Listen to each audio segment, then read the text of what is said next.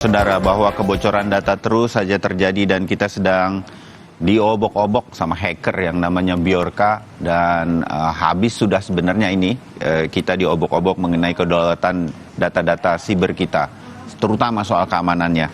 Masih ada Muhammad Farhan, anggota Komisi 1 DPR RI, Ariandi Putra, jubir dari BSSN, Badan Siber dan Sandi Negara, serta Pratama Persada, pengamat keamanan siber. Mas Ariandi, dari bagian pertama, oke, ada sesuatu yang kemudian harus kita benahi. Dari BSSN, ada lagi nggak?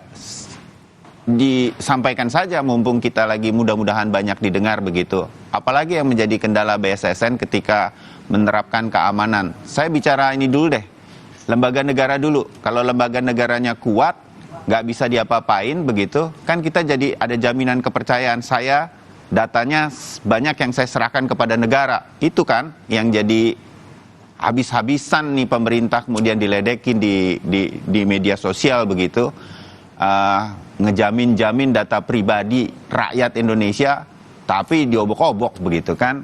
Konyol kita ini kan gitu kira-kira. Nah, apalagi yang harusnya dilakukan tapi tidak dilakukan, yang BSSN kemudian tahu begitu dan sampaikan kalau bisa pagi ini, Bang Ariandi. Ya, terima kasih Mas Bayu. Nah, perlu saya sampaikan bahwa Perpres 28 tahun 2021 itu kan BSSN mempunyai tugas melaksanakan tugas pemerintah di bidang keamanan siber dan sandi. Iya. Lembaga ini dibentuk tahun 2017 bertanggung jawab langsung kepada Presiden. Nah, kita di BSSN sudah menyusun peraturan BSSN nomor 8 tahun 2020 tentang sistem pengamanan dalam penyelenggaraan sistem elektronik. Kita juga membuat peraturan BSSN nomor 4 tahun 2021. Nah, ini juga yang kita sampaikan sesuai dengan PP 71 tahun 2019 yang saya sampaikan di awal. Nah, apalagi yang perlu kita sampaikan, sebenarnya kita butuh kewenangan. Kewenangan lebih yang tadi sempat saya bersama Kang Farhan debatkan. Nah, itu juga kita butuh undang-undang, makanya kita dorong terus rancangan undang-undang PDP, rancangan undang-undang KKS kita dorong terus agar sinergi dan kolaborasi dengan instansi terkait itu bisa lebih cepat dalam menanggulangi insiden dugaan kebocoran insiden yang ada. PDP itu rancangan undang-undang PDP, perlindungan data pribadi, dan RUU KKS, keamanan ketahanan siber, buat saya dan juga pemirsa Sapa Indonesia Pagi. Nah, BSSN kan tahu nih, benar kan yang Kang Farhan bilang, ada lembaga-lembaga negara, saya berfokus di situ dulu, yang nggak mentaati spek, syarat-syarat harusnya keamanan sibernya itu harus seperti ini supaya data nggak bisa ada orang yang masuk, belum ditepati. Kalau iya itu benar, itu disampaikan nggak langsung ke Presiden? Kan BSSN bisa ngomong nih ke Presiden, sampai akhirnya surat-surat Presiden dibobol tuh, ngobrol sama binnya apa, kira-kira saya nggak tahu dugaannya seperti apa. Sampai ke Presiden, dan Presiden bilang apa, Mas Ariandi? Ya, terkait hal itu kita kan koordinasinya dengan penyelenggara sistem elektronik. Nah, anomali traffic yang 1,6 miliar tadi, kita juga sampaikan ke publik. Nah, selain itu notifikasi kita kirimkan terus. Jadi kita koordinasi dengan, kita bersurat resmi kepada lembaga terkait, kita kirimkan notifikasi bahwa ada anomali traffic. Nah, kita harapkan bahwa lembaga tersebut juga bekerja sama dengan BSSN agar kejadian-kejadian kebocoran data itu bisa ditanggulangi lebih awal bukan yang akan terjadi.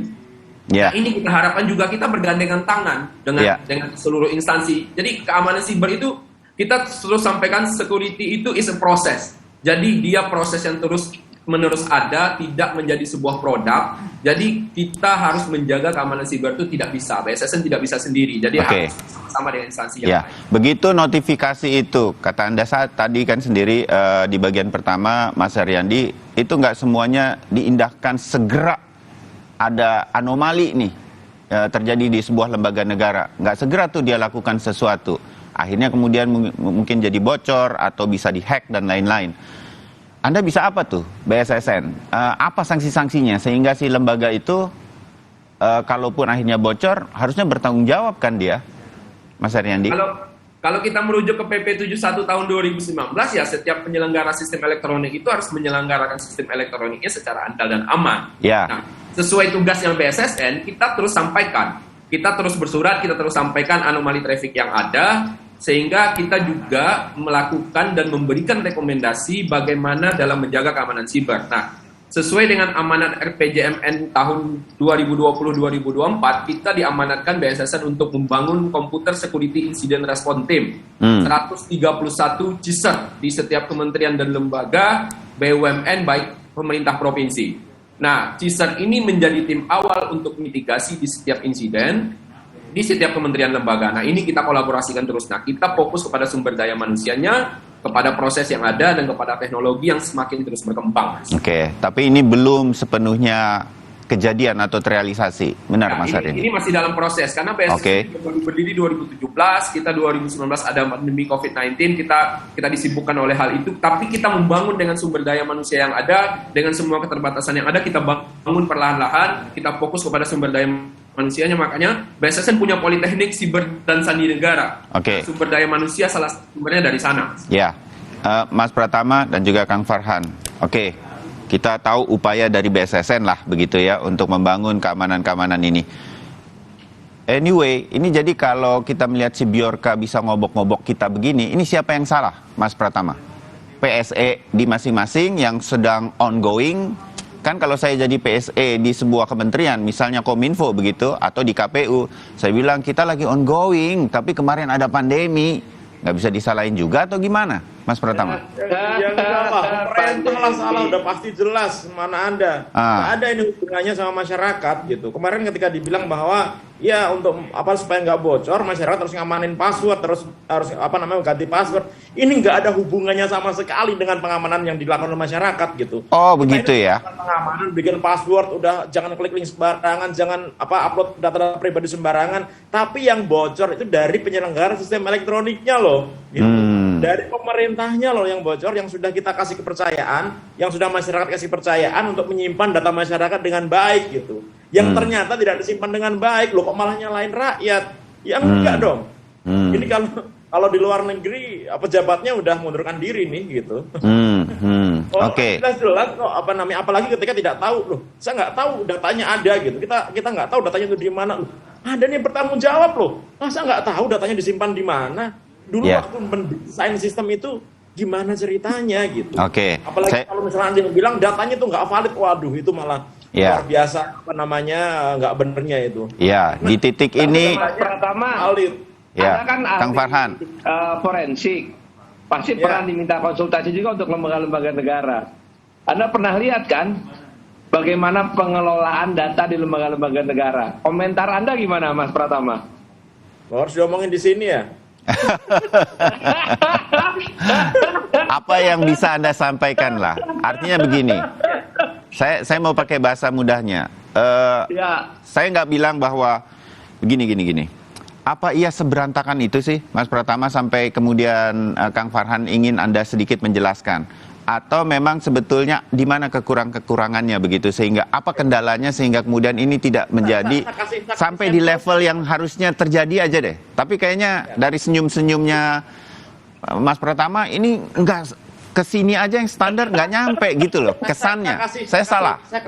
Saya kasih sampel sedikit ya gitu. Contohnya misalnya Kementerian Kesehatan. Kementerian Kesehatan itu sudah PKS sama BSSN, sudah MOU dengan BSSN gitu. Mereka sudah punya CISR, sudah punya sistem security yang cukup kuat gitu. Tapi ternyata itu sistemnya dihack. Data 1,3 juta data e-hack itu diretas begitu.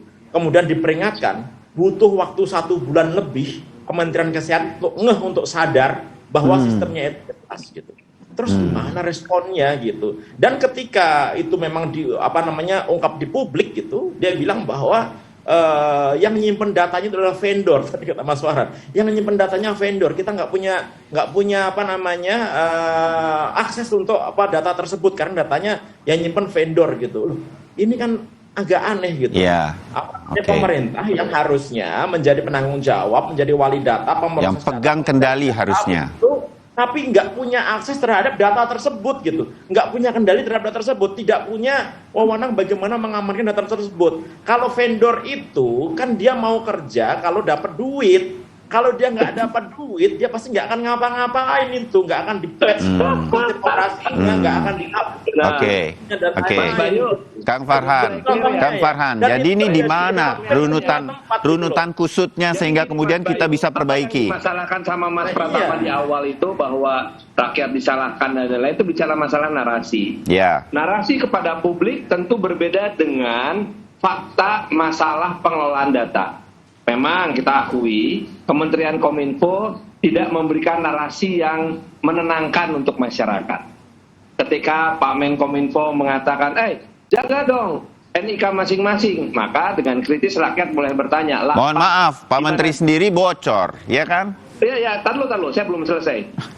Ketika Pak Menteri menyatakan begitu, maka kan pertanyaan berikutnya, lah Pak, bagaimana kita bisa mendapatkan layanan publik? Orang setiap layanan publik kita mesti kasih NIK. Itu kan narasi. Jadi, sebetulnya ada dua masalah yang mesti kita lihat. Satu, narasi publik dulu. Kita tahu apa yang memotivasi Bjorka, dia sudah membuka, dan dia mau membuka dirinya dan membuka motivasinya karena apa? Karena ditantangin. Salah, bohong, Bjorka penipu gitu. Kalau dia panas, dia keluarin. Doxing dia tentang Mudi PR dan pembunuhan Munir, itu mah udah rahasia umum. Semua orang udah tahu. Problemnya bukan di siapa yang dihukum ya, tapi proses pengadilannya. Nah, jadi artinya kita punya dua pekerjaan rumah yang besar sekali, Mas Bayu. Yang pertama, membangun narasi agar menimbulkan rasa aman pada masyarakat. Satu, itu yang mesti dikedepankan ke publik. Kedua, kita mesti membangun juga sebuah sistem yang sedemikian rupa sehingga semua lembaga negara patuh terhadap apa yang sudah dibuat oleh BSSN. Sehingga notifikasi dari BSSN itu nggak diabaikan gitu. Kan kalau sekarang faktanya semuanya diabaikan. Maka law enforcement-nya seperti apa? Nah, ini yang menjadi pertanyaan besar semua orang. Bagaimana kita bisa menegakkan sebuah aturan terhadap lembaga-lembaga yang harusnya melindungi data masyarakat, tapi pada saat bersamaan harus juga memberikan layanan kepada publik. Mau gimana? Oke, BPJS deh, BPJS Kesehatan datanya bocor. Maka harus kalau berdasarkan PP 71 PSE-nya dicabut 3 kali peringatan. Maka nggak akan ada pelayanan BPJS Kesehatan. Atau katakanlah BPJS Kesehatan berdasarkan Undang-Undang PDP itu nanti akan didenda. Dendanya besar, Mas. 2% dari keseluruhan. 2% dari 67 triliun. Itu udah. Jadi dilematisnya di situ, law enforcement-nya dikuatkan, pelayanan publiknya bisa terhenti. Jadi dalam bayangan Komisi 1, Kang Farhan, kita bicara kenyataan aja. Saya tetap pada harapan saya pada selalu Komisi 1 yang mitra kerjanya adalah Kominfo begitu ya, dengan seluruh jajarannya. Betul. Jadi apa yang akan dilakukan oleh Komisi 1? Pengamanan data itu masing-masing lembaga. Kalau pengamanan data, karena yang ngumpulin data bukan Kominfo, yang menyimpan bukan Kominfo. Kalau data NIK, Dukcapil, yang ngumpulin Kementerian Dalam Negeri, yang nyimpan Kementerian Dalam Negeri. Kita tidak mungkin meminta Menkominfo bertanggung jawab terhadap data yang disimpan, dikumpulkan, dan dikelola oleh Mendagri. Siapa yang kemudian bisa di dalam pemerintahan memimpin ini semua sehingga semua lembaga negara seperti kata Anda tadi taat dong sama aturan supaya kita. Menurut Mas Bayu, siapa atasan para menteri? Menurut sepengetahuan kita selalu ngobrol, Pak Presiden. I raise my case. Begitu. Oke. Data SIM card siapa tanggung jawab, Pak Farhan? Data SIM card yang tanggung jawab siapa dong? Kenapa? Data SIM card yang tanggung jawab siapa, Mas Farhan? Kalau data yang menyimpan dan yang mengumpulkan, Pak? Iya, siapa tuh kira-kira tuh? Ya masing-masing lembaga. Lembaga siapa yang mengumpulkan? Masa registrasi SIM card masing-masing lembaga? Data registrasi SIM card? SIM card ya Kominfo. Telekomunikasi dong. Kominfo kan? Bukan. Jadi masing-masing provider. Betul. Menkominfo memberikan aturannya. Enggak yang dong. bertanggung jawab kan kalau masing-masing provider itu hanya data masing-masing providernya. Tapi sampel datanya itu bukan dari bukan hanya satu provider. Anda tahu nggak Bjorka dapat data 1,3 miliar itu ngambil satu-satu atau ada satu penyimpanan data khusus? Pasti ngambil dari satu penyimpanan data khusus. Nggak pernah tahu, Mas. Kan kita nggak pernah tahu. Ya karena kita nggak punya pusat data nasional, Pak. Nggak mungkin dia bisa langsung ngambil dari semua perusahaan telekomunikasi gitu, yang sistem security-nya tentu lebih tinggi gitu. Kemudian dia gabungin satu persatu gitu, kayaknya nggak ada, Pak. Akal. Nggak ada. Pak Mas Pratama kan ahli cyber security, forensik. Bapak cari aja. Kita punya pusat data nasional nggak? Jadi kemungkinan ini dikumpulkan satu persatu dari provider. Oke. Dari mana kita tahu Bjorka bukan melakukan hal ini? Datang ke Telkomsel diambil, datang ke Indosat diambil, datang ke Excel diambil, lalu dia kombinasi. Kita kan nggak pernah tahu apakah itu proses yang dilakukan. Ya, atau Bjorka berhasil akses satu penyimpanan besar. Ya. Oke. Memang ada. Berarti pertanyaan dari Komisi 1 kepada pemerintah adalah di mana pusat data nasional kita? Kalau memang ada, begitu. Oke. Nggak ada. Mas Aryandi bisa jawab nggak? Di mana pusat data nasional kita? Mas Aryandi? Pak, katanya. Apakah kita punya pusat data nasional, Mas Aryandi? Ya, kita sedang proses, Mas. Ya, kalau dalam proses berarti belum punya. Jadi belum ada ya. Oke. Nah, oke lah, kita udah mulai mengerti bahwa sebenarnya harus apa dan bagaimana, dan saya yakin nanti Kang Farhan dan teman-teman di Komisi 1 akan mencoba mengarahkan ke sana dengan semua rancangan undang-undang.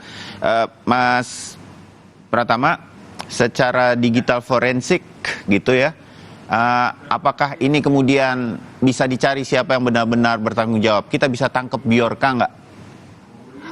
Begitu kira-kira. Ini saya sudah sempat berkomunikasi sih sama si hackernya ini, sama masuk grup Telegramnya, kemudian mencoba komunikasi, saya mencoba men-challenge apakah datanya valid apa tidak begitu, dan dia bisa ngasih data yang valid gitu. Tapi saya agak aneh gitu, karena dia di Telegram, di grup Telegram gitu, dengan dia di Twitter itu bedanya 180 derajat gitu. Di Telegram itu dia nggak banyak omong gitu, dia hanya ngomong pentingnya saja gitu. Saya takutnya gitu ada yang ngaku-ngaku si hacker ini dia membuat akun di Twitter, kemudian dia merekayasa informasi-informasi tersebut sehingga buat kita mengira bahwa si Bjorka ini berasal dari Warsawa gitu. Dia dendam terhadap Indonesia dan lain-lain begitu. Karena kalau dilihat di itunya ya, dilihat di Telegramnya dia agak pendiam sih gitu. Tapi ya balik lagi sebenarnya, kalau si hackernya ini jago, dia bisa ngumpetin jejaknya gitu, bahkan dia tidak menggunakan akun Telegramnya untuk berkomunikasi dengan akun lain di luar grupnya begitu. Dia membuat akun di bridge.to itu juga baru bulan Agustus. Dia membuat akun itu hanya khusus untuk menjual data-data ini. Kalau menurut saya mungkin juga gitu. Si Bjorka ini adalah mungkin digunakan untuk pengalihan isu ya gitu, pengalihan isu judi online, pengaturan judi online gitu. Karena beberapa tahun yang lalu ketika judi online ini banyak diblokir, kan dia juga menyewa hacker untuk melakukan hacking terhadap website pemerintah gitu. Yang akhirnya website pemerintah itu, website GoID itu digunakan untuk landing page-nya judi online gitu. Artinya punya kemampuan di sana. Mungkin seperti itu. Ini banyak kemungkinan gitu.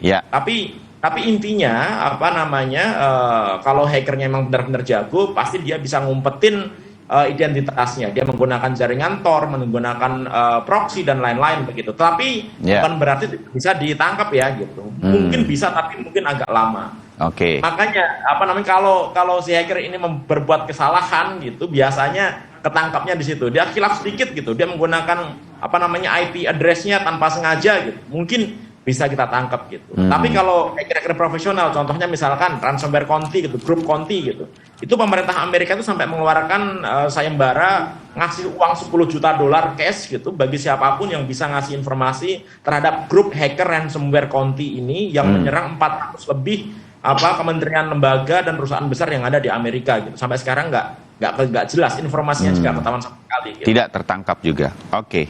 Ya, semoga aja ini nanti ada langkah-langkah itu ya dari penegak hukum kita ya, punya langkah-langkah yang bagus, tools yang bagus gitu untuk melakukan tracking terhadap jejak si Bjorka ini. Iya, kita pantau terus apa yang kemudian muncul dari soal kebocoran data, tapi yang pasti harusnya kita memperbaiki banyak hal yang memang carut-marut ini. Nah, kita berharap pada Mas Ariandi di BSSN, Kang Farhan di Komisi 1, apa yang bisa dilakukan bersama Kominfo di sana sebagai kontrak kerjanya, kontrapart kerjanya, dan juga masukan-masukan dari Mas Pratama. Terima kasih untuk diskusi kali ini. Sampai ketemu lagi di diskusi yang lain. Selamat pagi, salam sehat untuk kita semua. Terima kasih Mas Pratama udah mau begadang. Mas Ariandi, terima kasih. Sampai kasih Kang Farhan. Bayu, terima kasih. Mas Pratama. Ya, itu tadi perbincangan kami mengenai kebocoran data yang masih terus terjadi dan mudah-mudahan bisa segera diperbaiki dan mengembalikan kedaulatan data siber untuk Indonesia. Kami masih akan kembali, ada satu perbincangan lagi. Timothy Marbun akan menghadirkan perbincangan berkaitan dengan Bribka RR atau Ricky Rizal yang siap ajukan diri untuk menjadi justice kolaborator menyusul Barada Eliezer yang sebelumnya sudah mengajukan hal tersebut. Keduanya sepakat untuk menguak fakta-fakta sebenarnya dan berarti melawan Verdi Sambo. Kami segera kembali.